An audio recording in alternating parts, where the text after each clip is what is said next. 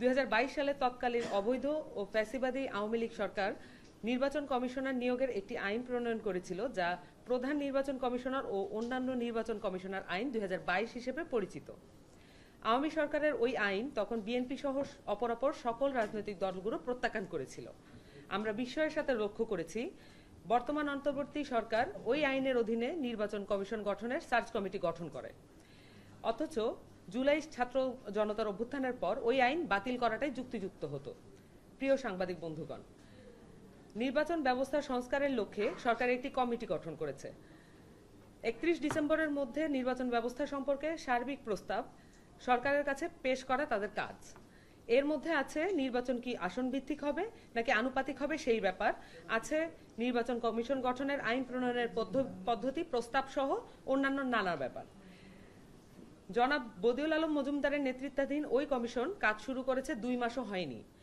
তাদের প্রথম কাজই হচ্ছে নির্বাচন কমিশন গঠনের পদ্ধতি ঠিক করা। তারা কোনো প্রস্তাব দেওয়ার আগেই ইতিমধ্যেই সরকার ইসি গঠনের জন্য সার্চ কমিটি গঠন করেছে। 2022 সালে আওয়ামী লীগ আমলে প্রণীত বিতর্কিত প্রধান নির্বাচন কমিশনার ও অন্যান্য নির্বাচন কমিশনের নিয়োগ আইন 2022-এর অধীনে ইসি কমিটি গঠন করা হয়েছে। তখন সকল রাজনৈতিক দল ফ্যাসিবাদীদের দ্বারা প্রণীত ওই আইনের বিরোধিতা করেছিল, কারণ ওই আইন অনুযায়ী সরকারের পছন্দের লোককে নিয়োগ দেওয়া সম্ভব ছিল। নির্বাচন ব্যবস্থা সংস্কার কমিশনও আইনটি বদলানোর পক্ষে। ইতিমধ্যেই তারা নতুন একটি আইনের খসড়া তৈরি করেছে, যা সরকারের কাছে পাঠানোর প্রক্রিয়ার মধ্যে আছে। সার্চ কমিটি গঠন করে ফেলায় এ কাজ আর আগাবে কিনা তা নিয়ে দ্বিধাদ্বন্দ্ব তৈরি হয়েছে। ইসি গঠনের সার্চ কমিটি গঠনের আগে সংস্কার কমিশনের সাথেও কোনো ধরনের যোগাযোগ করা হয়নি। তবে সার্চ কমিটি গঠিত হয়ে যাওয়ার পর এই দফায় কমিশন গঠনের জন্য নিয়োগের আইনটি সংস্কার অপ্রয়োজনীয় হয়ে পড়ে। নির্বাচন ব্যবস্থা কমিশন সংশ্লিষ্ট কেউ কেউ মনে করছেন, যেভাবে সার্চ কমিটি গঠন করা হয়েছে সেটি ঠিক হয়নি। এটি করার ফলে সংস্কার কমিশনের প্রয়োজনীয়তা নিয়ে প্রশ্ন উঠেছে। এতে সংস্কার প্রক্রিয়াও হোঁচট খাওয়ার মতো পরিস্থিতি তৈরি হয়েছে।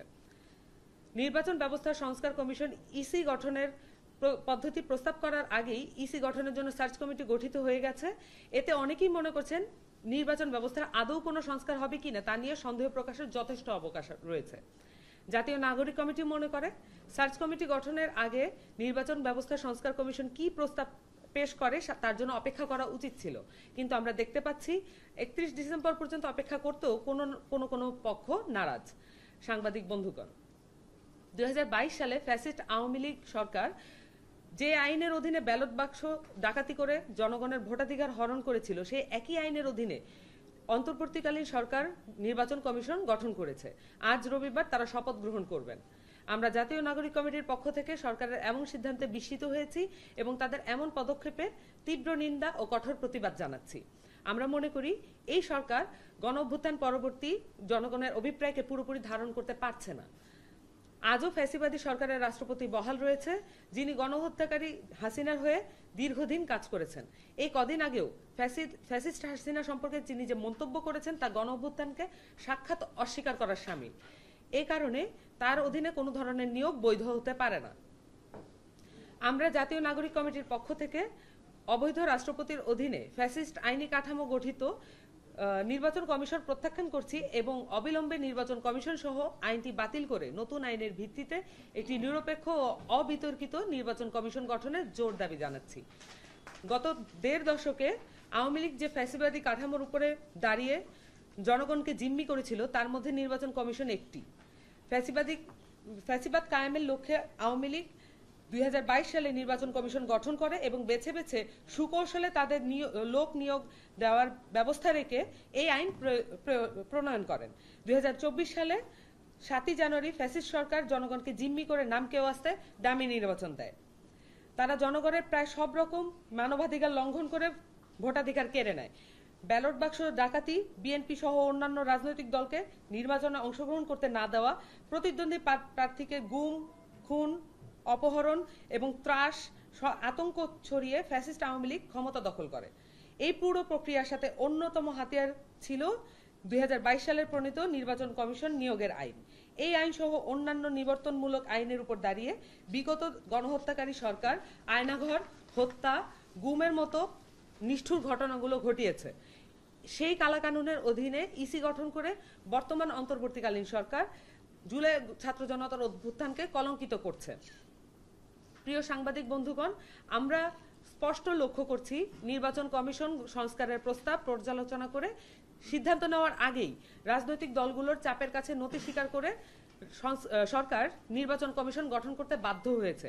এই কাজ গণঅভ্যুত্থানের কমিটমেন্টের সাথে বিশ্বাসঘাতকতার শামিল। আমরা সরকারকে স্মরণ করিয়ে দিতে চাই, বাংলাদেশের সর্বস্তরের ছাত্র ও জনগণ গণঅভ্যুত্থানের শরিক। কেবল রাজনৈতিক দলগুলোর সাথে কথা বলে ডক্টর মোহাম্মদ ইউনূস এই ধরনের সিদ্ধান্ত নিতে পারেন না। আমরা মাননীয় প্রধান উপদেষ্টা ডক্টর মোহাম্মদ ইউনূস ও অন্যান্য উপদেষ্টাদের সিদ্ধান্ত গ্রহণে গণঅভ্যুত্থানের আকাঙ্ক্ষার বাস্তবায়ন দেখতে চাই। ডক্টর ইউনূস দৃঢ়তার সাথে সঠিক সিদ্ধান্ত ও পদক্ষেপ নেবেন, এটাই শিক্ষার্থী, তরুণ সমাজ ও অভ্যুত্থানের শরিকরা প্রত্যাশা করেন। আমাদের প্রত্যাশা তিনি শিক্ষার্থী ও তরুণ সমাজের বার্তা বুঝতে পারেন এবং তাদের আহ্বানে সাড়া দেবেন। 3 মাসের অধিক ক্ষমতায় থেকে এই সরকার ইতিমধ্যেই তত্ত্বাবধায়ক সরকারের কাজের ক্ষেত্র ও সীমা অতিক্রম করেছে। তাছাড়া এই সরকার গণঅভ্যুত্থানের মধ্য দিয়ে গঠিত, কাজেই সরকারকে গণঅভ্যুত্থানের জনগণের আকাঙ্ক্ষা পুরোপুরি ধারণ করতে হবে। সরকার হিসেবে ক্রিয়াশীল থাকার ন্যায্যতা প্রতিষ্ঠা করতে হলে অবশ্যই প্রতিশ্রুত সংস্কারগুলো সম্পন্ন করতে হবে। সুতরাং রাজনৈতিক দলগুলোর চাপে নির্বাচন নিয়ে তড়িঘড়ি করা যাবে না। অভিযুক্ত হবে যা সরকারের বৈধতাকে প্রশ্নবিদ্ধ করবে। ডক্টর ইউনূসকে মনে রাখতে হবে তিনি ছাত্র জনতার দ্বারা নিয়োগপ্রাপ্ত।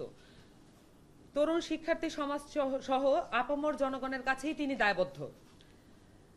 রাজনৈতিক দলগুলো না চাইলে সংস্কার হবে না, এই ধরনের অনাকাঙ্ক্ষিত মন্তব্য আমরা তার কাছ থেকে শুনতে চাই না। আওয়ামী ফ্যাসিবাদী কাঠামোর মূলোৎপাটন করতে শিক্ষার্থী ও সর্বস্তরের মানুষ লড়াই 2000-এর বেশি মানুষ শহীদ হয়েছেন।